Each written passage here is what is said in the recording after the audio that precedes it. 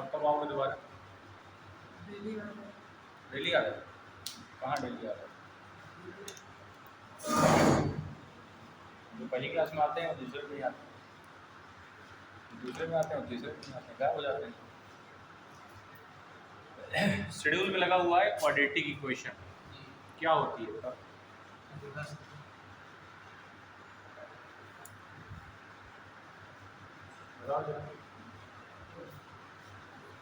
Quadratic, quadratic मतलब द्विघात समीकरण।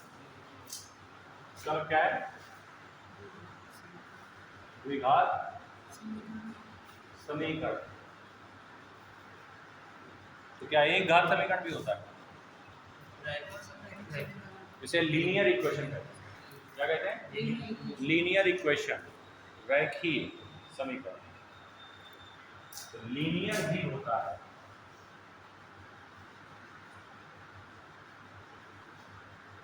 इसे रेखीय समीकरण कहते हैं। ये क्या है? इसे लिखा हुआ है ax + by + c = 0। ये क्या है? एक रेखीय समीकरण, लीनियर है, लीनियर। मतलब ये हुआ कि इस इक्वेशन से एक लाइन ड्रॉ की जा सकती है, इस इक्वेशन से लाइन ड्रॉ की जा सकती है ना? जैसे मान लो, ध्यान देना, लिखना लिखना नहीं है, ध्यान से सुने पहले क्या बोल रहा हूं। जैसे मान लो कि मैंने ऐसे एक बॉक्स बनाया,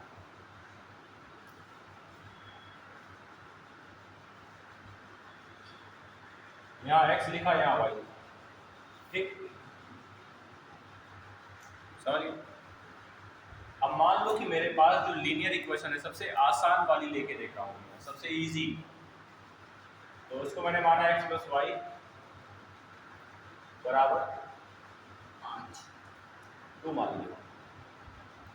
तो ये बताओ, जब मैं x = 0 रखूंगा तो y = 2 आएगा। जब मैं x = 0 रखूंगा तो y = 2 आएगा, और जब मैं y = 0 रखूंगा तो x = 2 आएगा। ऐसे कुछ हो। उसके बाद देखो, जब मैंने x = 0 रखा तो y = 2 आया। जब x मतलब y = 0 रखा, या आप पहले x पे फोकस करिए, x रख रहे हैं, y निकालना है, तो x = 0 रखा तो 2 आया, x = 2 रखेंगे तो 0 आएगा, है ना? एक तरफ से देखो, ज्यादा अच्छा रहेगा। एक रखेंगे तो x = जब 1 रखेंगे तो क्या आएगा? y = 1 आएगा, 1 रखेंगे तो 1 आएगा। उसके बाद अगर मैं x = -1 रखूं तो क्या आएगा? y = 3। अगर मैं x = -1 रखूंगा तो y = 3, ठीक। अगर मैं x = ये तो कहाँ जो है, इस्लामाबाद से आ रही है क्या? वहां से आगमन हो रहा है,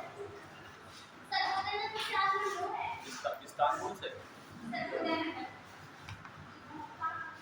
देखो इधर x बराबर, अगर मैं -2 डालूं, x = -2 डाल दूंगा तो क्या आएगा? 4 आ जाएगा। इतनी वैल्यूज काफी है, वैसे इतनी वैल्यूज की जरूरत पड़ती नहीं। तो अगर एक ग्राफ बनाया जाए इन बिंदुओं को लेकर, तो देखो x = 0, x = 0 मतलब यहाँ पे हो, y = 2 यहाँ होगा, क्यों भाई? y = 2, ये कौन सा पॉइंट है? 0, 2। इतना तो जानते होंगे 0, 2 का मतलब क्या होता है? 0 मतलब 0, y x में 0 चले, y में 2 चले, फिर क्या लिखा है? 2, 0 मतलब x में 2, y में 0। तो x में 2, y में 0 का मतलब हुआ कि मैं यहाँ पर हूँ, ये होता है 2, 0। फिर 1, 1 मतलब x में 1, y में 1। तो 1, 1 का मतलब ये हुआ कि अगर मैं x में 1 चलूंगा तो मैं यहाँ आऊंगा, y में 1 चलूंगा तो यहाँ आऊंगा, दोनों मिलेंगे तो यहाँ पे पॉइंट बनेगा। ये कौन सा पॉइंट है? 1, 1। ध्यान से सुनते हैं ना। उसके बाद -1, 3, -1 इधर जाएगा और 3, 1, 2, 3 यहाँ पे आएगा, ये तो आएगा। बोलो ये क्या आएगा? सही चल रहा है? यहाँ क्या आएगा? हाँ अच्छा, यहाँ आएगा, कटेगा कहाँ पर? यहाँ पे। तो ये कौन सा पॉइंट हो गया? -1, चलो -2, -4, -2, -4, -2 कहाँ आएगा? यहाँ। और 4 अगर जाना है तो 3 के थोड़ा और ऊपर आएगा, और जब ये दोनों मिलेंगे तो कहाँ पे मिलेंगे? यहीं पे मिलेंगे कहीं। तो ये -1, -4 हो गया। अब ये देखो सभी बिंदुओं को एक लाइन से अगर हम मिला दें, जोड़ दें, तो देखो एक लाइन बनेगी ये वाली, ठीक है? ठीक, तो ये क्या बनी? Straight line. क्या बना? Straight line. समझ गए? ये स्ट्रेट लाइन बन गई। तो स्ट्रेट लाइन मतलब देखो, अगर आप उसकी बात करेंगे मतलब पूरे सिलेबस की, तो उसमें लीनियर इक्वेशन और क्वाड्रेटिक इक्वेशन दोनों आते हैं। लीनियर इक्वेशन भी बहुत स्ट्रॉन्ग टॉपिक है, मतलब इसको आप हल्के में ना लें कि अरे यार ये तो बड़ा आसान है, बढ़िया एक्स डालते जाओ, वाई निकालते जाओ, ग्राफ बनाते जाओ, ऐसा नहीं है। इसमें बड़े खेल हैं, बहुत मजबूत टॉपिक है, बड़ा इसमें डिटेल है पढ़ने में अगर आ जाए। पूरा चैप्टर है यहाँ ये, इसमें बहुत सारे सोल्यूशंस होते हैं, पैटर्न होते हैं, बहुत कुछ होता है। बट हमारा अभी फोकस किसमें है? क्वाड्रेटिक। तो क्वाड्रेटिक की जो क्वाड्रेटिक का जो फॉर्मेट होता है कैसा होता है? ax² + bx + c बराबर 0 होता है, ये होता है। अब सबसे पहले बात करेंगे कि यार ये जो ax² + bx + c लिखा है ना, इसका असली मतलब क्या है? इस इक्वेशन का अर्थ क्या निकलता है? तो जरा आप इस पे बात करते हैं। देखो ध्यान से समझिएगा क्या बताने जा रहा हूँ। सबसे पहले मैं थोड़ा सा इसमें कुछ कर रहा हूँ, थोड़ा देख लेते हैं। जैसे ये लिखा है ax² + bx + c, तो ये बात बताओ, पहले जीरो लेवल की बात कर लेते हैं कि क्वाड्रेटिक इक्वेशन और लीनियर इक्वेशन में अंतर क्या है। लीनियर इक्वेशन में x की सबसे बड़ी वैल्यू कौन सी है? लीनियर इक्वेशन में x की मैक्सिमम वैल्यू क्या है? 1। देखो x की वैल्यू यहाँ पे ax + by + c में x की मैक्सिमम वैल्यू क्या है? 1। बट यहाँ पे मतलब अगर x की मैक्सिमम वैल्यू 2 दिख रही है आपको, तो समझ जाओ ये कैसी इक्वेशन है? क्वाड्रेटिक। कैसी है? क्वाड्रेटिक। समझ गए? तो पहली बात तो यही अंतर समझ में आना चाहिए। अच्छा, अगर मैं आपसे एक पॉइंट यहाँ पे बोलूँ कि जरा बताइए क्या ये x² + 1 = 2, क्या ये क्वाड्रेटिक इक्वेशन है? बताओ, कोई दिक्कत? समस्या नहीं है? हो जाएगी, कोई दिक्कत नहीं। देखो क्वाड्रेटिक इक्वेशन में क्या देखा जाता है? क्वाड्रेटिक इक्वेशन में बस ये देखा जाता है कि किसी भी तरीके से a यहाँ पे 0 ना होने पाए। अगर a 0 हो गया तो ये ax² 0 हो जाएगा, और अगर ax² 0 हो गया तो ये पूरी इक्वेशन लीनियर में बदल जाएगी, क्वाड्रेटिक खत्म हो जाएगी। और अगर a = 0 नहीं है तो कोई दिक्कत नहीं। तो यहाँ पे अगर 0 होता तो पूरा ही खत्म हो गया होता, बट 0 नहीं है, मतलब x² दिखना चाहिए। कहने का मतलब x² नजर आना चाहिए। अगर x² नजर आ रहा है समझ जाइए क्वाड्रेटिक ही है 100%। अब ये क्वाड्रेटिक है। अब चलो इसको जरा थोड़ा सा ग्राफ में समझते हैं कि इसका ग्राफ कैसा है। ये x² + bx की जगह by भी हो सकता है? नहीं हो सकता, इसीलिए तो बनवा रहा हूँ ग्राफ। ठीक, अभी समझ जाओगे तुरंत। ऐसा क्यों नहीं देखना जरा। फिर मैंने क्या किया, देखो ग्राफ ड्रॉ करने का एल्जेब्रिक जो ग्राफ होते हैं, ट्रिग्नोमेट्रिक नहीं, एल्जेब्रिक। एल्जेब्रिक ग्राफ अगर ड्रॉ करने हैं तो सबसे इजी तरीका यही होता है जो मैं बता रहा हूँ। सबसे आसान, बिल्कुल इजी तरीके से आप कोई भी ग्राफ ड्रॉ कर सकते हैं। देखो मैंने आप फिर से बना दिया, ये ऐसे बना दिया। यहाँ पे क्या बनाया? ऐसे ब्लॉक्स बना दिया। क्या बना दिया? ब्लॉक्स। ठीक, अब ये बताओ मुझे x² + 1 = 2 लिखा हुआ, x² + 1 = 2 लिखा हुआ, क्वाड्रेटिक है। तो ये बताओ किसी को पहले से ये बात पता है कि क्वाड्रेटिक का ग्राफ कैसा होता है? बताओ, ये बात पता है क्वाड्रेटिक का ग्राफ कैसा होता है? नहीं पता? अच्छा एक बात बताओ,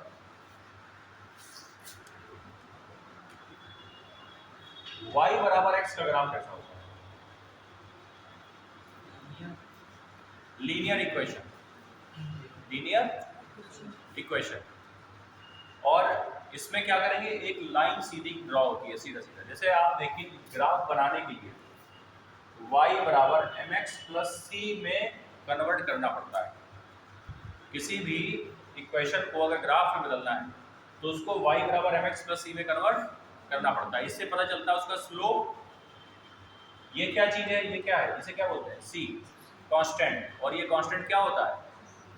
y एक्सिस में ग्राफ कहाँ पे कट कर रहा है ये वो बताता है, मतलब y इंटरसेप्ट बोलते हैं इस c को। क्या बोलते हैं? y intercept. अब y इंटरसेप्ट का मतलब क्या है? जैसे मान लो कोई ग्राफ ऐसे जा रहा है तो y में कितना काटा y में मान लो उसने 4 काटा, तो इसका जो इंटरसेप्ट होगा वो 4 होगा, मतलब c की वैल्यू 4।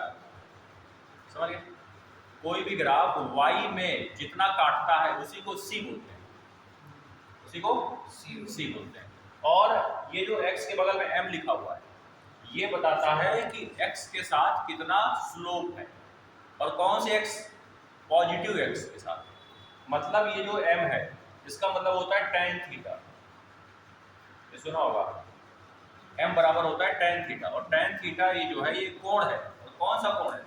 कोई भी लाइन x एक्सिस के साथ, वो भी कौन सी? पॉजिटिव x एक्सिस के साथ जो कोण बनाती है उसी को tan थीटा कहा जाता है और उसी को m बोलते हैं। अगर मैं आपसे कहूं कि ये कोण 45 डिग्री है मान लेते हैं, तो बताओ ये जो लाइन है ये पॉजिटिव x एक्सिस के साथ कितना एंगल बना रही है? 135। बताओ 135। भाई, पॉजिटिव x एक्सिस यही तो है, यही पॉजिटिव x एक्सिस है। तो देखो जब हम इसको ऐसे घुमाएंगे तो अगर ये 45 है तो ये कितना बचा? 135। अब आप क्या कह सकते हैं कि जो कोण है वो 135 डिग्री का। कितना डिग्री का? तो tan थीटा की जो वैल्यू है वो 135 डिग्री। समझ गए? अच्छा, यहाँ पे y बराबर x में y बराबर x को अगर मैं इसी रूप में लिखना चाहूँ तो मैं इसको देखो कैसे लिखूंगा। मैं इसको ऐसे लिखूंगा y बराबर mx प्लस 0। कर सकते हैं? देखो m इंटू एक्स प्लस सी आ गया। c की वैल्यू क्या है? 0 है। अच्छा, ये जो m है वो भी तो नहीं दिखाई दे रहा है यहाँ, वो भी गायब है, वो 1 है। तो अगर m 1 है इसका मतलब tan थीटा 45 रहा हो। तो यहाँ पे जो tan 45 है वो tan 45 की वैल्यू है वो 1 होती है। तो थीटा कितना? 45 डिग्री। तो जो लाइन बनेगी वो 45 डिग्री पर बनेगी ऐसे। अरे बिल्कुल बीचों बीच से जाएगी और कितना एंगल बनाएगी? 45 डिग्री।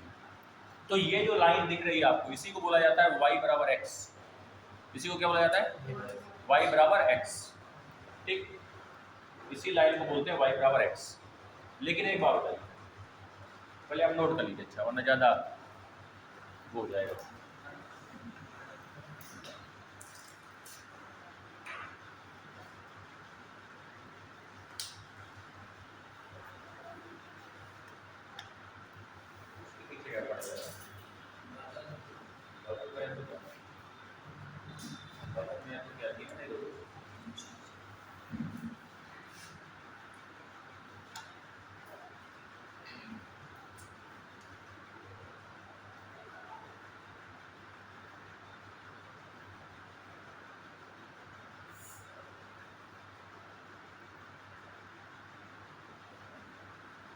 क्या लिखो? कोई लाइन थोड़ा पेन भी गिरा दो। बात करना है ये टी वाला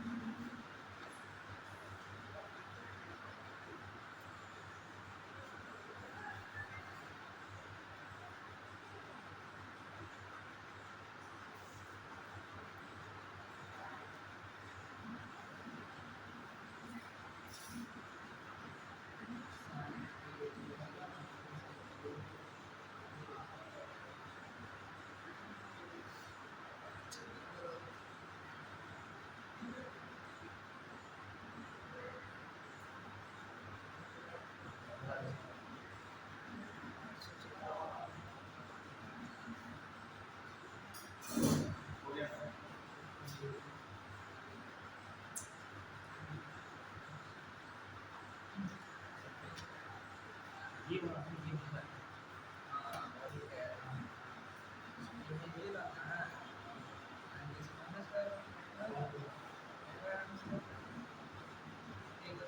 हमारे लिए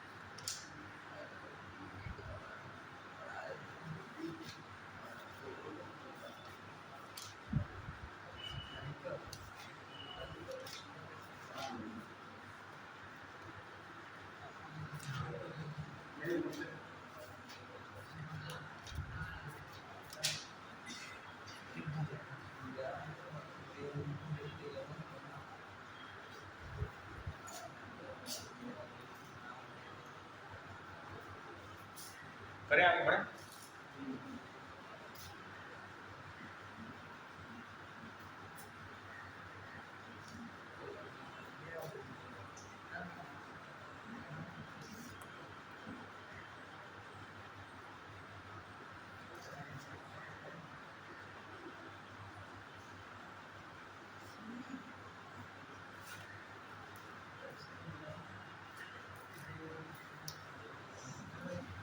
देखो क्या बताया गया था, y बराबर x का ग्राफ बताया गया। कैसे होता है? कैसे होता है? कैसे होता है? कितने डिग्री पे? अगर y बराबर मॉड x का पूछा जाए तो मॉड का मतलब होता है कि अब नेगेटिव वैल्यू नहीं आएगी, सभी वैल्यूज कैसी होंगी? पॉजिटिव। तो जो नेगेटिव डायरेक्शन में जो ग्राफ है वो हटकर चला जाएगा पॉजिटिव डायरेक्शन। समझ जाओ पहले ध्यान से। नेगेटिव में ये वाली लाइन है कि ये वाली? नेगेटिव वैल्यू कहाँ पे आएगी? यहाँ, क्योंकि ये भी नेगेटिव और ये भी नेगेटिव, सारी वैल्यूज माइनस में आएगी। तो ये वाला जो है ये हटकर शिफ्ट हो जाएगा ऊपर, शिफ्ट हो जाएगा ऊपर। तो y बराबर मॉड x का ग्राफ हो गया ये, समझना ध्यान से, ठीक है। अब जरा इस पे थोड़ा कुछ कर रहा हूं, ध्यान दें। y बराबर मॉड x मतलब y बराबर प्लस x की बात कर रहा हूं, है ना, माइनस वाली सारी वैल्यूज हमने हटा दी। अब y बराबर x स्क्वायर अगर मैं करता हूं तो ये बताओ y बराबर एक्स स्क्वायर, एक्स स्क्वायर ये जो है ये क्या कर रहा है? ये x की पावर बढ़ा रहा है। क्या बढ़ा रहा है? पावर बढ़ा रहा है, ठीक है। तो जैसे जैसे पावर बढ़ती है वैसे वैसे ग्राफ घूमने लगता है हल्का सा। अब वो कैसे बनेगा? देखो, जैसे मान लो कि हमने y बराबर स्क्वायर की बात की, तो जो ये लाइन जो ऐसे ऐसे जा रही थी ना, अभी ऐसे जा रही थी, वो थोड़ा सा इसे घूमने का प्रयास करेगी, थोड़ा सा ऐसे हो जाएगी। समझिए बात। जब मैं y की पावर 3 कर दूंगा तो थोड़ा और बेंड हो जाएगी, थोड़ा और इधर से आएगी। जब मैं y की x की पावर 4 कर दूंगा तो थोड़ा और क्या होगा? ये और ये ऊपर से ऐसे जाएगी, मतलब और स्लो क्या जो होता जाएगा, ज्यादा होता जाएगा। जैसे हाँ, जैसे क्या है कि पहले स्लोप था इतना, फिर थोड़ा और बढ़ा, फिर थोड़ा और बढ़ा, मतलब कि लगातार ये जो ढलान है ये बढ़ती चली जाएगी। जैसे जैसे पावर बढ़ेगी वैसे वैसे स्लोप बढ़ेगी, जैसे जैसे पावर बढ़ेगी। तो देखो, मतलब कहने का ये हुआ कि एक्स स्क्वायर अगर कहीं है, एक्स की जगह एक्स स्क्वायर है, तो उसका जो ग्राफ बनेगा वो पैराबोलिक बनेगा। कैसा बनेगा? पैराबोलिक बनेगा। मतलब जितनी भी क्वाड्रेटिक इक्वेशंस होती हैं उनका ग्राफ हमेशा पैराबोलिक होता है। कैसा होता है? पैराबोलिक। अब जरा ध्यान दें, अब इसका ये मतलब नहीं है कि आप इसे किसी एक ही जगह बनाए। देखो पैराबोलिक अब कहीं पर भी हो सकता है, ध्यान रखें। हो सकता है कि ऐसा जी हो सकता है कि ऐसा हो, इधर हो सकता है ऐसा हो, नहीं हो सकता, हो सकता है। बिल्कुल हो सकता है, कुछ भी हो सकता है। और हो सकता है ऐसा हो, इसमें भी कोई दिक्कत नहीं। अब इन सभी का मतलब क्या है, जरा इसकी बात कर लेते हैं। इन सभी का मतलब क्या है, समझिएगा ये बात। आप एक बात आपको बचपन से पढ़ाई जा रही है कि ax square plus B X plus C बराबर 0, ये एक अगर समीकरण है क्वाड्रेटिक मतलब द्विघात समीकरण है, तो इसके दो मूल आते हैं, दो रूट्स आते हैं अल्फा बीटा, पढ़ाया गया है बचपन से। जी इसके दो रूट्स होते हैं, एक अल्फा होता है एक बीटा होता है, ऐसे ही होता है। मूलों का योगफल, मूलों का गुणनफल का फार्मूला बताया गया होगा। मूलों का योगफल कितना, अल्फा प्लस बीटा मतलब मूलों का योग माइनस बी अपॉन, और मूलों का गुणनफल कितना, सी बाई, ये मूलों का गुणनफल होता है। ये तो समझाया गया आपको। तो ये बताइए, अब ध्यान दें, ये जो दो रूट दिख रहे हैं आपको, ये जो दो रूट्स दिख रहे हैं, इनका मतलब क्या है और ये ग्राफ में कहां पर होते हैं, समझिए बात। अगर मैं बोलूं कि ये जो दोनों रूट्स हैं ये ग्राफ में कहां होंगे, किस जगह होंगे, तो अगर ये मान लो ये वाला ग्राफ है, ये वाला मान लेते हैं, ये वाला ग्राफ है। अच्छा पहले बताओ इनमें से कौन सा ग्राफ इसका होगा, इस इक्वेशन, जैसे मान लो मैं इक्वेशन एक लिखता हूँ थोड़ा जिसकी शक्ल अच्छी हो, मतलब नंबर्स वाली। जैसे मान लो मैंने लिखा, जैसे मान लीजिए मैंने लिखा 2x square plus 5x plus 3 बराबर 0, ठीक है।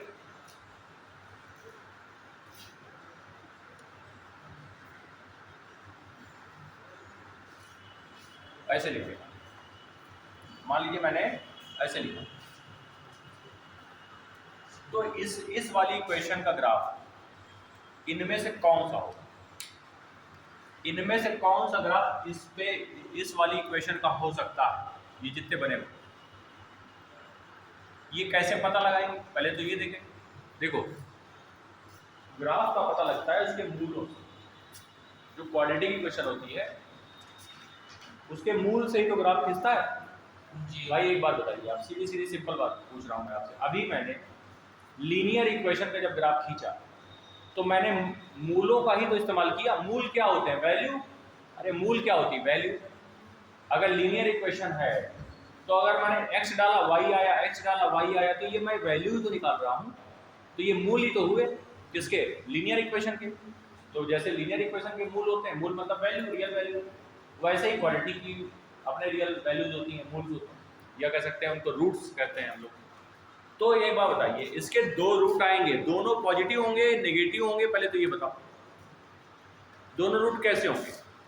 निकालना पड़ेगा। अरे निकालना कुछ नहीं पड़ता है, इसे देख के बताओ, निकाल के बताओगे तो क्या बताओगे, अजी दोनों नेगेटिव होंगे। अच्छा टाइम माइनस लगा बीच में, नहीं होगा, एक नेगेटिव। अच्छा चलो देख लेते हैं, 2 गुणे 3 6 हुआ, तो ये बताओ 2x square minus 3x minus 2x लेंगे, तभी ना -2 -3 गुणा होगा तो प्लस का 6 आएगा। अरे सॉल्व करना तो आता है ना, कि ये भी बताएं, ये वाला तरीका आता होगा। एक और तरीका होता है, बहुत तेज होता है वो, चाहे कितना भी कठिन क्यों ना हो, तुरंत आंसर आता है उससे। थोड़ा सा भी मैं बताऊंगा उसको थोड़ा। तो ये बताओ इसमें जब सॉल्व करेंगे तो कितना कॉमन आएगा, x कॉमन आएगा, यहाँ क्या बचेगा, यहाँ पे -1 कॉमन आएगा, तो यहाँ पे भी 2x माइनस, ऐसे ही ना बनेगा। तो बताओ यहाँ पे क्या हो गया, 2x माइनस 3, और दूसरे ब्रैकेट में बचेगा x माइनस 1 बराबर 0। तो जब मैं x बराबर लिखूंगा तो एक बार आएगा 3/2 और एक बार आएगा 1, तो दोनों रूट कैसे हुए, पॉजिटिव कि नेगेटिव? कहाँ निगेटिव दिख रहा था? कैसे हैं दोनों? पॉजिटिव। अब ध्यान दीजिए, अगर दोनों रूट पॉजिटिव हैं इसका मतलब प्लस एक्स एक्सिस में आएंगे, और ये होते कहाँ हैं? जहां पे ग्राफ एक्स एक्सिस को काटता है वही उसके मूल होते हैं। जैसे ये देखो इसको काट रहा है, और क्वाड्रेटिक ग्राफ हमेशा एक्स एक्सिस को 2 बार काटता है, इसीलिए इसके 2 रूट्स आते हैं। तो जिन बिंदुओं पर एक्स एक्सिस को ग्राफ काट रहा है वही 2 बिंदु ही तो उसके रूट हैं, एक तो ये वाला, दूसरा ये वाला। तो एक आ रहा है 1, दूसरा आ रहा है 3/2। 3/2 का मतलब होता है 1.5। तो बताओ 1 ये हुआ, ये थोड़ा आगे, तो ये अगर 1 हुआ मतलब 1,0, तो ये बनेगा 3/2,0। तो इन दोनों का इस्तेमाल करते हुए एक ग्राफ हमने खींच दिया। ये सब वाई वाली लाइन को नहीं टच करेगा ना, वाई में तो 0 है ना सर, है? वाई में 0 है, ये इसमें एक्स ही है। कहाँ 0? ये वाई की बिट वाई है ये। अरे ये बताओ, ये जो है लाइन, ये जो दिख रहा है तुमको, इसमें जो C है, C मतलब ये 3 है, यही तो Y है, ये Y इंटरसेप्ट है। तो Y इंटरसेप्ट में देखो काट तो रहा है, देखो ये 3 हाइट पे काट रहा है, ये यही तो 3 है। Y में ग्राफ जिस बिंदु पर काटता है उस बिंदु से मूल बिंदु की दूरी जो होती है उसी को C बोला जाता है, C। तो क्या ये Y को नहीं छू रहा है? नहीं कट कर रहा है, कट कर रहा है। तो C भी है, A भी है, B भी है, सब कुछ है, सारी चीजें। समझ गए बात? अब जैसे मान लो कि कोई इक्वेशन है, उसके मूल दोनों नेगेटिव आ गए, तो ये वाला बनेगा, क्योंकि इसमें जो 2 रूट हैं वो दोनों ही नेगेटिव है। एक यहाँ बनेगा, एक यहाँ बनेगा। अगर एक रूट पॉजिटिव एक नेगेटिव आएगा तो ये वाला बनेगा। देखो ये वाला एक नेगेटिव, दूसरा पॉजिटिव, तो ये वाला बन जाएगा। अगर दोनों रूट 0-0 हो गए, दोनों रूट 0-0 हो गए, तो फिर ये पॉइंट इस लाइन को कट नहीं करेगा, टच करेगा, टच करेगा। देखो 0-0 हो गए तो ये दोनों कहां से आएगा, ये पॉइंट 0 से आएगा। अगर दोनों रूट बराबर हो गए तो भी ऐसा ही ग्राफ बनेगा। मान लो कि दोनों रूट बराबर हो गए, मान लो -2 आ गए, दोनों बराबर है, तो कैसा बनेगा ग्राफ? ऐसा बनेगा, ऐसे छूता हुआ जाएगा, ये -2 दोनों बिंदु एक ही पॉइंट पर आ जाएंगे। समझ गए बात? अगर दोनों रूट पॉजिटिव हो गए तो प्लस एक्स डायरेक्शन में छूता हुआ है, फिर कट नहीं करेगा। समझ गए बात? लिखो।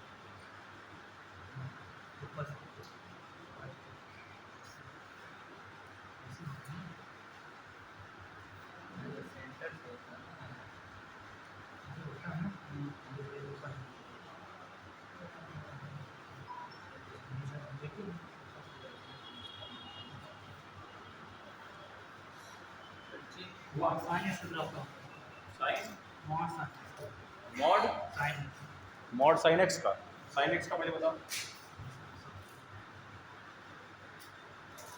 बस इतना ही होता है। और सर जी आगे बढ़ते हैं। आगे नहीं बढ़ता चलता, पीछे भी जाता है। नेगेटिव वैल्यू और क्या, नेगेटिव से नेगेटिव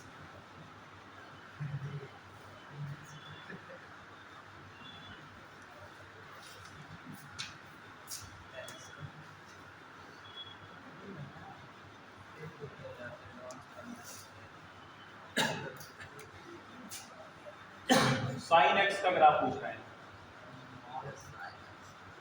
साइन एक्स का पहले देखो, यस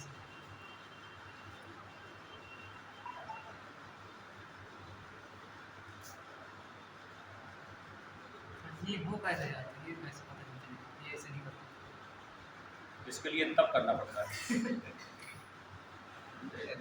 हाँ, इसके लिए एक पैर ऐसे खड़े होके ऐसे सर ऊपर करके जो है तपस्या करनी पड़ती वैल्यू रखना पड़ता होगा, है। वैल्यू रखना पड़ता होगा। देखो किसी ट्रिग्नोमेट्रिक फंक्शन जो होते हैं उनको उनके ग्राफ खींचने के लिए उनकी डोमेन और रेंज बताना पहले पता होनी चाहिए। जैसे होता क्या, ध्यान देना, जैसे अभी मैंने लिया y बराबर x+2 और यहाँ पे y डाला x निकाला, y डाला x निकाला, ऐसे कर रहे थे हम, और y की वैल्यू कोई भी डाल सकते हैं।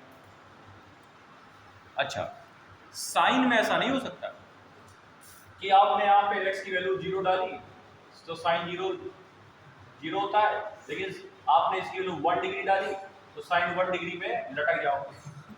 साइन 1 डिग्री एग्जिस्ट तो करता है, कहाँ एग्जिस्ट करेगा? साइन 30 अंश का होता है 0 और इसका भी होता होगी फाइन टाइम में हुआ है। यही तो अंतर है इसमें कि जैसे नॉर्मल इक्वेशन में जैसे y बराबर साइन एक्स लिया आपने, क्या लिया, y बराबर sin x, ऐसे ले लिया, और एक लिया y बराबर x या y बराबर x+2, जो चाहे ले लें। तो यहाँ पे आप x की वैल्यू कुछ भी डालिए y की वैल्यू आएगी, यहाँ पे x की वैल्यू कुछ भी डालिए y की वैल्यू नहीं आएगी। कहाँ आएगी? तुम्हें पता है क्या साइन 3 डिग्री की वैल्यू कितनी होती है? एग्जिस्ट करना बात अलग है, पता होना बात अलग है। एग्जिस्ट तो करती ही है लेकिन पता नहीं है ना कितनी होती है, ये दिक्कत है इसमें। तो जो वैल्यूज हमें पता नहीं है यहाँ पे, उनको हम लोग डिफाइन नहीं कर पाते हैं। तो जब हम लोग डिफाइन नहीं कर पाते हैं तो हम उसकी वैल्यू को फालतू को लिख के टाइम वेस्ट नहीं करते हैं। इसीलिए इसकी डोमेन और रेंज बनाई गई, इसीलिए इसकी डोमेन और रेंज बनाई गई है कि इसकी जो डोमेन होती है, इसकी जो डोमेन है, डोमेन ऑफ फंक्शन कौन सा, f(x) बराबर साइन एक्स, इसकी जो डोमेन है कहां से कहां तक है, -1 to 1 और रेंज π/2 से -π/2 से π/2। मतलब ये हुआ, पहले तो डोमेन और रेंज का अर्थ समझ लो। डोमेन और रेंज का मतलब होता है, डोमेन मतलब होता है x एक्सिस, रेंज मतलब होता है y एक्सिस। तो शुद्ध भाषा में बता रहा हूं, डोमेन और रेंज का ये मतलब होता है x की वैल्यू डालिए y की वैल्यू आएगी, इनपुट आउटपुट। डोमेन होता है इनपुट, रेंज होता है आउटपुट। समझिए, डोमेन क्या होता है इनपुट, रेंज क्या होता है आउटपुट। हाँ, तो कहने का मतलब ये मैंने बताया ना कि फंक्शन है ये, और फंक्शन का जो अर्थ होता है वो होता है फंक्शन इज अ मशीन, जिसमें आपने इनपुट डाला आउटपुट निकला, इनपुट डाला, हाँ। तो यहाँ पे यही चल रहा है, x डालेंगे y आएगा, x डालेंगे y आएगा। लेकिन फंक्शन की एक क्वालिटी होती है कि फंक्शन कौन सा है उसको देख कर उसमें इनपुट डाला जाता है। जैसे अब तुम चक्की में हो, अब तुमने सोना डाला और तुम सोच रहे हो कि वहां से हार निकलेगा, आटा डालोगे वो गेहूं डालोगे तो आटा, लेकिन उसी जगह का तुमने आलू डाल दिया, चिप्स निकलेगा? नहीं निकलेगा।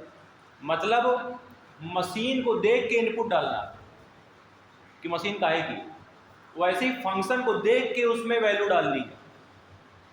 समझ गए बात? ये कोई फंक्शन नहीं है, ये इक्वेशन है। इक्वेशन और फंक्शन में अंतर होता है। अलजेब्रिक फंक्शन तो सर, हैं? अलजेब्रिक फंक्शन तो है, सही बताओ, सर बताओ। डिफरेंशिएट तो हो जाती है। अच्छा देखो बालक, नादान बालक,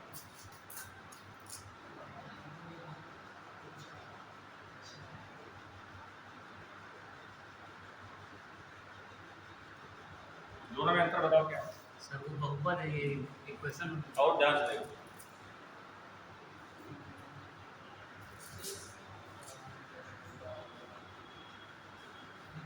और ध्यान से देखो, इक्वेशन ही फंक्शन है। ये इक्वेशन ही फंक्शन, ये इक्वेशन ही फंक्शन, और ये क्या है? ये बहुपद नहीं। अरे बहुपद नहीं यार, तो फंक्शन है कि इक्वेशन है ये बताओ? ये फंक्शन है कि इक्वेशन? ये फंक्शन है, ये इक्वेशन है। अगर ये इक्वेशन है तो ये फंक्शन होगा, और दोनों इक्वेशन है, दोनों फंक्शन है। देखो समस्या क्या है, छोटी छोटी बातों पे ध्यान नहीं। समझे? पूरी रामायण देखने के बाद अगर रामायण का पहला श्लोक किसी से पूछ लिया जाए, पहले तुम ये बता दो, बाकी छोड़ो क्या हुआ, तुम ये बताओ शुरू में पहला शब्द क्या बोला गया। जैसे संविधान लिखा गया, संविधान तुम्हें सब पता है, आर्टिकल ये वो दुनियादारी सब, लेकिन अगर कह दिया भैया वो सब ठीक है, संविधान में पहली लाइन सबसे पहली लाइन क्या लिखी है? हम भारत के लोग। क्या लिखा गया? यही सर, सब प्रस्तावना। हाँ, प्रस्तावना लिखा गया, जिसको हम सोल ऑफ कॉन्स्टिट्यूशन कहते हैं। आत्मा है पूरे कॉन्स्टिट्यूशन। क्यों भैया सोल ऑफ कॉन्स्टिट्यूशन में प्रस्तावना को ही क्यों कहा गया? क्योंकि प्रस्तावना में पूरा अर्थ छुपा हुआ है, डिफिनीशन में पूरा अर्थ छुपा होता है किसी चीज की। भाई किसी चीज की डिफिनीशन आप क्यों याद करते हैं? क्योंकि उस पूरी चीज का निचोड़ होता है डिफिनीशन में। और अगर डिफिनीशन को नहीं समझे तो आप उसका मतलब उसका अर्थ क्या है समझ नहीं पाएंगे, ठीक है? तो वही चीज होती है। देखो जब भी बराबर में जीरो लिखा हो इसका मतलब होता है समीकरण, इक्वेशन, और अगर बराबर में कुछ ना लिखा हो इसका मतलब फंक्शन।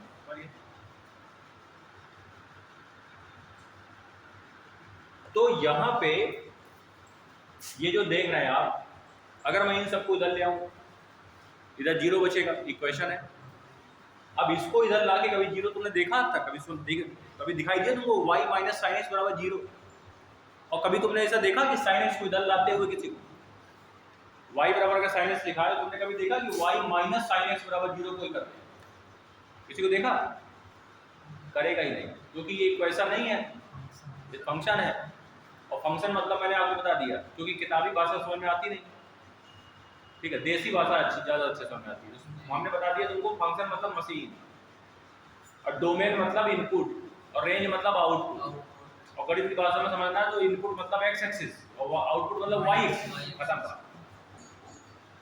अब चूंकि यहाँ पे कोई भी एक्स की वैल्यू नहीं डाल सकते, इसलिए इसको फिक्स किया गया, फिक्स कि भैया इतने से इतने के बीच में ही रहना है, वरना ग्राफ या फंक्शन एग्जिस्ट ही नहीं करेगा। मतलब अगर चक्की में जाओगे तो खाली आटा ही भिजवा सकते हो, या नहीं कि सारे काम हो रहे हैं, ऐसा होगा क्या?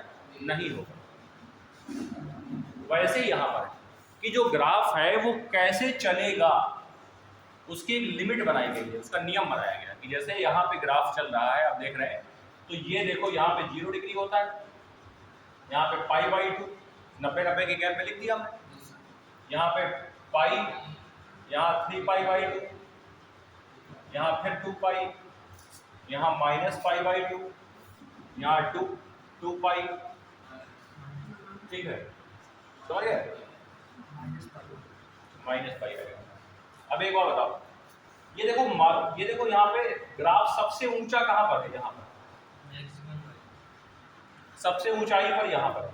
इसको ऐसे देखिए 90 डिग्री पे, और इसको यहाँ पे जब ले जाएंगे तो 90 डिग्री की वैल्यू होती है +1, और साइन का ग्राफ सबसे लो कहाँ पर है? यहाँ पर, मतलब -π/2, तो ये होगी -2। तो ग्राफ जो होता है वो -1 से +1 के बीच में ही चलता है, उसको क्रॉस नहीं कर सकता है, उसको क्रॉस नहीं कर सकता, इसी के बीच में ये चलेगा। समझ गए? अब जैसे मान लो कि इसने कहा मॉड x y बराबर मॉड sin x, तो ये बताओ अब सारी नेगेटिव वैल्यूज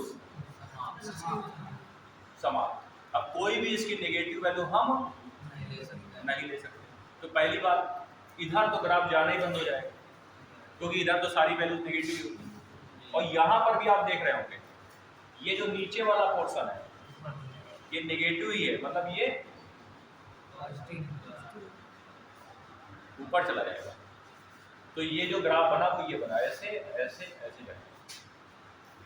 समझ गए? पॉजिटिव वाली वैल्यूज आएंगी, नेगेटिव वाली सारी खत्म। समझ गए बात? अच्छा, और आप जानते हैं कि साइन जो होता है वो 90 पे 1 डिग्री देता है, सॉरी 90 पे 1 देता है, 0 पे 0 देता है, 90 पे 1 देता है। इसलिए देखो 90 डिग्री पे सबसे हाईएस्ट वैल्यू है 1, ये देखो 1 लिखा। और वहीं जब हम इसको साइन एक्स के कॉस एक्स बनाते हैं तो -1 और 1 के बीच में ही बस वैल्यू नहीं होती है, बाकी सब होती है। यहाँ पे केवल कहाँ पे वैल्यू है? -1 से +1 के बीच में ही सारी वैल्यूज है। लेकिन जब वही मैं कॉसेक का बनाता हूँ तो -1 और +1 के बीच की सारी वैल्यूज खाली छोड़ दी जाती है, मतलब पूरा हॉलो स्पेस होता है, उसमें कोई ग्राफ नहीं होता है, उसके ऊपर होता है या उसके नीचे होता है। तो इसका ग्राफ साइन इनवर्स एक्स का कैसे, उसका कॉसेक एक्स का कैसे बनता है, बता सकता है? देखो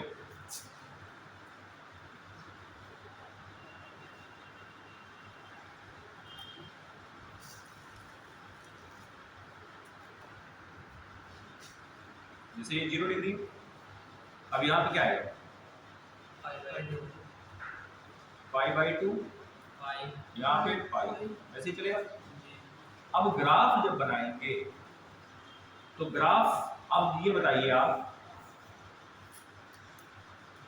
थोड़ा दिमाग में रखने का भी तरीका देखेंगे। ये ऐसे है, कैसे? ऐसे ऐसे ऐसे झुका हुआ है, बस इसको ऐसे करना है, ऐसे ऊपर कर देना, तो ये बनेगा ऐसे, ऐसे। और ये जो पॉइंट देख रहे हैं आप, और अच्छे से बना लो, ये जो पॉइंट देख रहे हैं, ये देखो π/2 पे ये कितना देता है? देखो ये +1 पे मैंने +1 के नीचे नहीं ले गया मैं, ध्यान दीजिए, +1 से मैंने ऊपर ही रखा है इसको। देखो ये पूरी लाइन खींच दिया, ये ऊपर गया, देख रहे हैं? दूसरा बनेगा ऐसे, ये देखो -1 पे जाएगा। अब देखो +1 और -1 के बीच में जो जगह दिख रही है इसमें कुछ बना है? कोई ग्राफ है? खाली खाली। मतलब अगर मैं इसके डोमेन की बात करता तो डोमेन जो यहाँ पे थी -1 to 1, बस यही डोमेन हटानी है, कहाँ से? रियल नंबर में से। सारी वैल्यूज चलेंगी बट -1 से +1 नहीं चलेगा, -1 से +1 नहीं चलेगा। और अगर आपको और देसी स्टाइल में समझना है, अभी तो विदेशी स्टाइल में बताया गया है, तो ऐसे समझ लीजिए कि sin x cosec x बराबर होता है 1/sin x, और sin x की वैल्यू होती है -1 से +1। मतलब -1 से +1 के बीच में कोई भी वैल्यू आप लीजिए फ्रैक्शन में आएगी, मतलब भिन्न में आएगी, और कोई भी भिन्न होगी, 1/2, 1/3, 1/4, कुछ भी आप यहाँ रखेंगे जब sin x की वैल्यू, तो वो मान लो 1/3 रखा तो 3 ऊपर चला जाएगा, तो इसकी वैल्यू आ जाएगी 3, मतलब एक से बड़ी। तो अगर 1 से बड़ी आएगी वैल्यू, हमेशा cos x 1 से बड़ा ही आएगा। इसीलिए देखो 1 से नीचे नहीं आने पाया है ग्राफ, ऊपर ही जा रहा है, ये देखो ऊपर, नीचे नहीं आ रहा है +1 से। और अगर आप 0 से लेके 1 के बीच में मैंने अभी वैल्यू रखी ना, ये 1/3, भाई यहाँ पे ये 0 है, ये -1, ये +1। तो अगर मैं 0 से 1 के बीच में रखूंगा तो पॉजिटिव वैल्यू आएगी, लेकिन फ्रैक्शन में आएगी, तो इसलिए मैंने 1/3 लिया। 1/4 ले सकते हैं आप, 1/5 ले सकते हैं, 1/6 ले सकते हैं, हजारों वैल्यू। लेकिन जब मैं इधर जाऊंगा तो यहाँ पे मान लो मैं लूंगा तो -1/2 ऐसा करके कुछ आएगा, क्योंकि आप पीछे जा रहे हैं। तो जब मैं -1/2 लूंगा तो 2 फिर से चिटक के ऊपर चला जाएगा, और फिर ये -2 आ जाएगा। तो देखो -1 से छोटा आ रहा। अरे -1 बड़ा कि -2 बड़ा? -1 बड़ा ना। तो -1 और -2 में क्या अंतर? -2 छोटा है -1 से, इसीलिए देखो सारी वैल्यूज -1 से नीचे आ रही है। देख ऊपर नहीं जा रहा है, नीचे जा रहा है। कहाँ जा रहा है? नीचे जा रहा है। मतलब या तो +1 से बड़ा होगा cosec x, या -1 से छोटा होगा, लेकिन +1 -1 के बीच में नहीं होगा। और इसी के विपरीत sin x केवल वही होगा +1 से -1, जहां पे ये है नहीं वहीं पे ये है। यहाँ पे सर 1 हो सकता है, यानी कि 1 और -1 -1 हाँ cosec में 1 और -1 हो सकता है, और उसके बीच के नहीं। हाँ, इसकी बीच की कोई वैल्यू नहीं होती। समझ गए? बात समझ आई? ये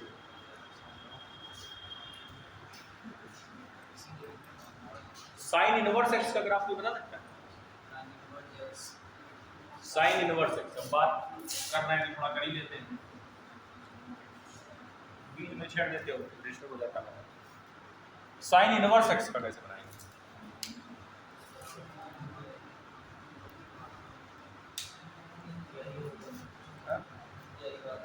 यही वाला होगा, सेम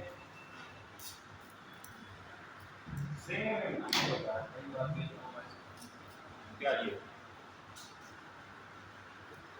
मेरे पानी के पीछे भी पड़े रहते हो, और ऐसा क्यों लगता है कि मैं मेरी पानी में कुछ अलग से मिक्स करके दे जाता है?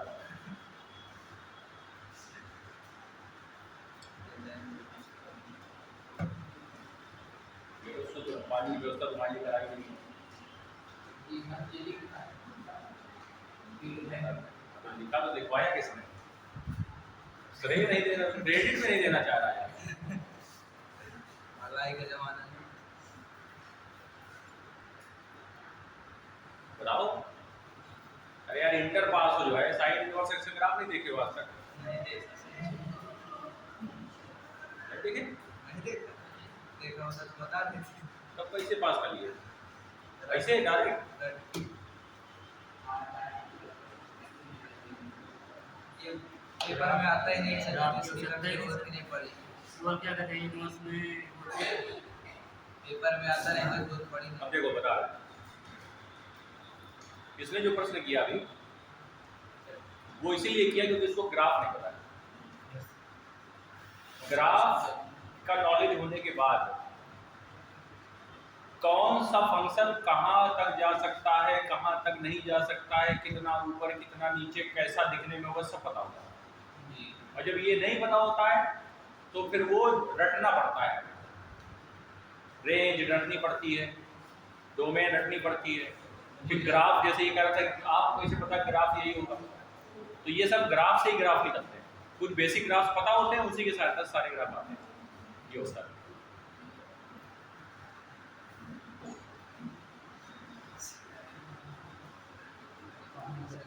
ट्रिग्नोमेट्री और कैलकुलस जी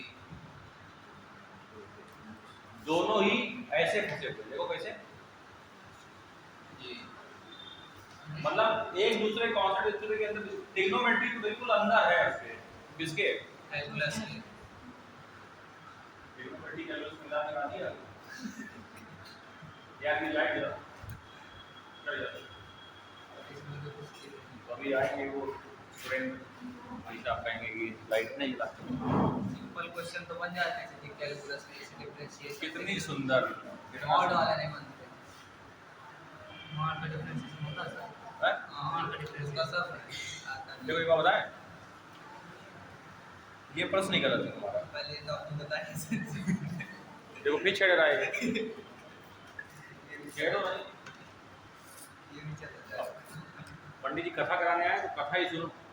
अगर तुमने रामायण की बात छेड़ी, फिर पुराण की बात छेड़ी, फिर महाभारत सुनोगे तो कथा ना हो पाएगी, बाकी सब हो जाएगा। समझे? हाँ, तो जो कराने आए हैं वही कर लेने दो। सर नोट कर लें। देखो तुमको मैं इनवर्स का पहले आइडिया दे देता हूँ। कभी भी किसी का भी इनवर्स निकालना हो तो उसका सबसे जादुई तरीका, अच्छा एक बात बताओ, क्या साइन एक्स का इनवर्स निकाला जा सकता है?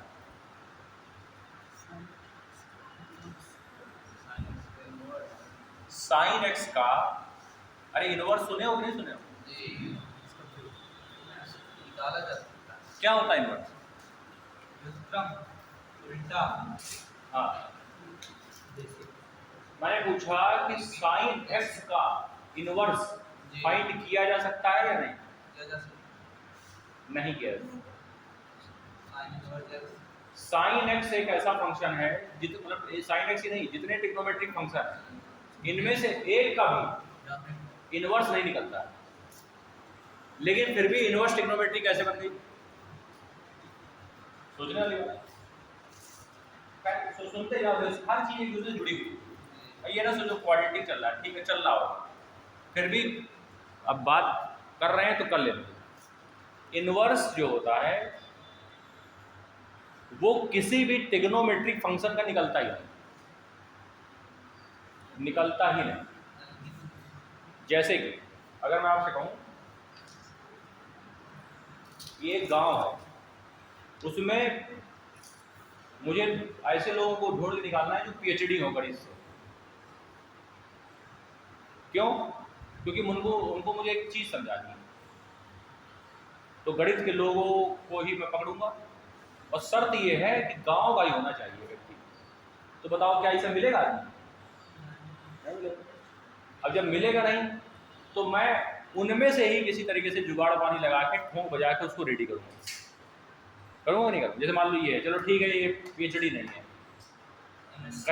एमएससी है या बीएससी किए हुए, जो भी किए हुए, तो इसी को मैं थोड़ा सा समझा बुझा के इसको प्यारा बच्चा बना के इसको वो चीज़ समझा दूँगा। ठीक करना पड़ेगा। वही हुआ इनके साथ, और पूरा मैंने एक माहौल बना दिया। तो इनवर्स ट्रिग्नोमेट्री जो है वो बनी है कैसे? इनवर्स बनी कैसे? ट्रिग्नोमेट्रिक फंक्शन को ठोंक बजा के बनी है कि तुम कायदे में रहो तभी तुम्हारा इनवर्स निकलेगा, यानी तुम्हारा इनवर्स नहीं निकलेगा। ठीक, अब देखो इनको कायदे में कैसे किया गया, समझिए बात। ये ग्राफ देख रहे हैं आप, जैसे मैंने आपको बताया फंक्शन एक मशीन है, तो फंक्शन के नाम भी होते हैं। तो एक फंक्शन होता है 11/2, 11/2। हाँ, ये है फंक्शन एक बहुत वीआईपी फंक्शन है, 1/2। अब पता नहीं इसको हिंदी में शायद तुम लोगों को कुछ अलग बताया गया हो, एक और ऊपर, यही? अरे नहीं भैया, हो सकता है तुमको कुछ और नाम बताया गया हो, मुझे नाम याद नहीं। 11/2 फंक्शन होता है। 11/2 फंक्शन अब बताने को तो इसमें बहुत कुछ है, लेकिन अभी मैं इसको थोड़ा शॉर्ट में बता देता हूँ ताकि आप अच्छे समझें। मैं जानते हैं फंक्शन अलग होता है, इतना ज्ञानी कहाँ है अपने अंदर, थोड़ा बहुत जो भी आता है वो बता रहे हैं। 11/2 का मतलब ये हुआ कि ऐसा फंक्शन या ऐसा ग्राफ जिसमें अगर मैं स्ट्रेट लाइन खींचूं तो ग्राफ दो जगह ना कटे, एक ही बार कटे। अब जैसे मान लो कि मैं इसमें स्ट्रेट लाइन खींच दूं, ये देखो मैंने स्ट्रेट लाइन खींच दिया, तो कितनी जगह कट गया? मतलब ये जो ग्राफ है ये 1/2 नहीं है, 1/2 नहीं है। अब ध्यान दे, तो इसको 1/2 बनाने के लिए गणितज्ञों ने एक काम किया, उसने कहा कि देखो ऐसा करते हैं, रिपीट तो कर ही रहा है, इससे ऐसे ऐसे रिपीट तो कर ही रहा है, तो उन्होंने एक काम किया, उन्होंने कहा ऐसा करते हैं यहां से ये देख रहे हैं,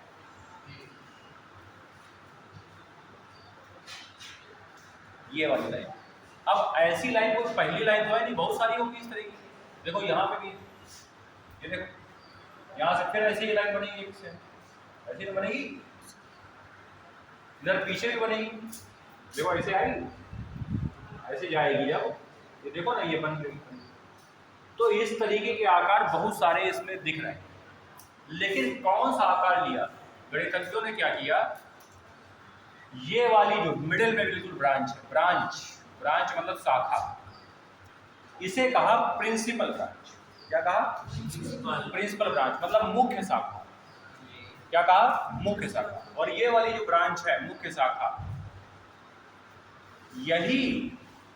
यहीं तक ग्राफ को मतलब क्या कर दिया, फिक्स कर दिया। बोला ना तो इसके आगे ले जाना है ना इसके पीछे ले जाना है। मतलब π/2 से -π/2 के बीच अगर ग्राफ ले रहे हैं साइन एक्स का, तो उसका इन्वर्स निकाला जा सकता है। क्योंकि अब लाइन खींचो, देखो एक ही बार काटेगा, ये देखो काटा, दोबारा नहीं काटा।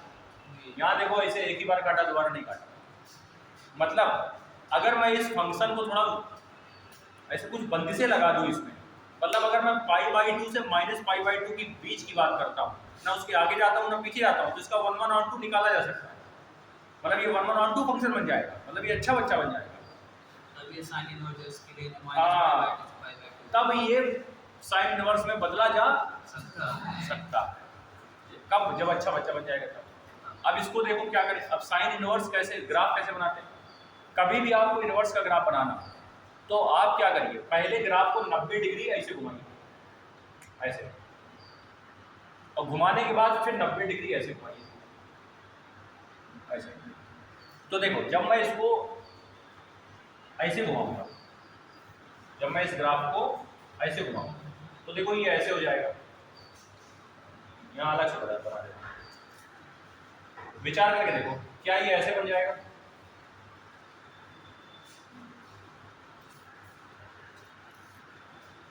नहीं आता। अरे मैंने क्या किया, इसको ऐसे घुमाया।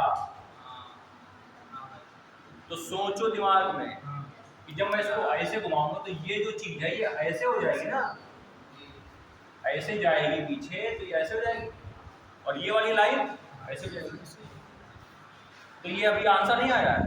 पहले एक बार 90 डिग्री ऐसे घुमाया एंटी क्लॉक, और फिर जो इधर है वो इधर कर दिया, जो इधर है वो उधर कर दिया। मतलब ये जो इधर है वो इधर आ गया, तो इधर है वो इधर आ गया। तो जो बनी ब्रांच, ये देख रहे हैं आप, ये देख रहे हैं, ये है हमारी साइन इनवर्स एक्स का ग्राफ। किसका है? साइन इनवर्स एक्स का ग्राफ आ गया। दोनों में अंतर देख लीजिए, साइन इनवर्स एक्स का ग्राफ। और ये जो π/2 यहाँ था इस बिंदु पे, वो π/2 यहाँ पहुंच गया है, और जो -π/2 यहाँ था इस बिंदु पे, वो -π/2 यहाँ पहुंच गया।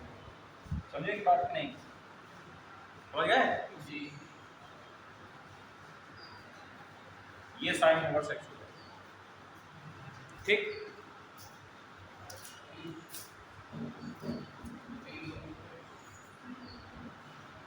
कितना बजे?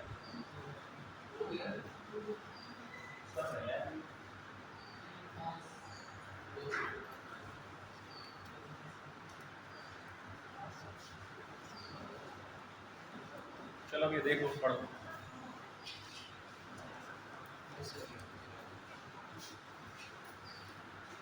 कर लिए? करना है क्या नोट?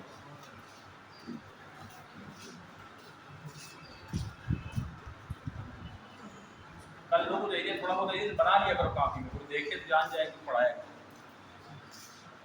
पता चला कि कुछ पढ़ाते हैं,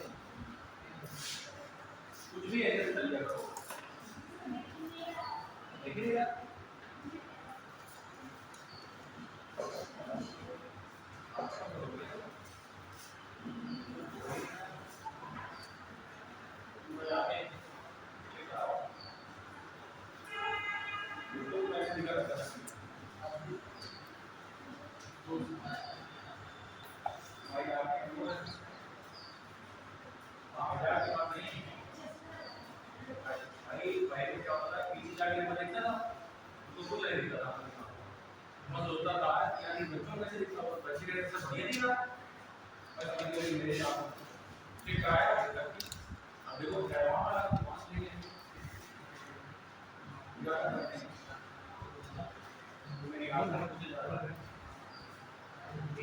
मल्टीपल इतना भी नहीं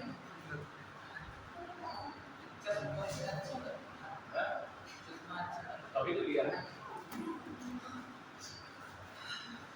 अभी लिया सब्जेक्ट के काम करते हैं ऐसे थोड़ी।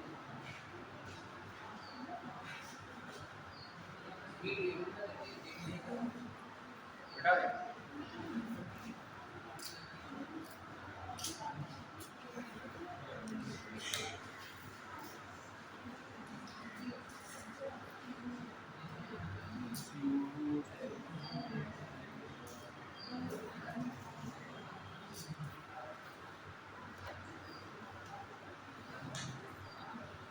इसी तरह से जितने भी ट्रिग्नोमेट्रिक फंक्शन है, चाहे sin x हो, चाहे cos x हो, चाहे tan x हो, चाहे cot हो, चाहे sec, सबको पहले लिमिटेड एरिया में बांधा गया, फिर उनको इन्वर्स किया गया, वरना किसी का भी इन्वर्स निकलेगा ही नहीं, किसी का नहीं निकलेगा। देखो इन्वर्स निकालने का तरीका होता है कि पहले एक बार ऐसे घुमाओ, पहले एक बार 90 डिग्री एंटी क्लॉक, इसको ऐसे ऐसे करो, और फिर जो इधर है उसको इधर कर दो, जो इधर है उसको इधर, बस लेफ्ट टू राइट करो, बस ये right to left, left to right.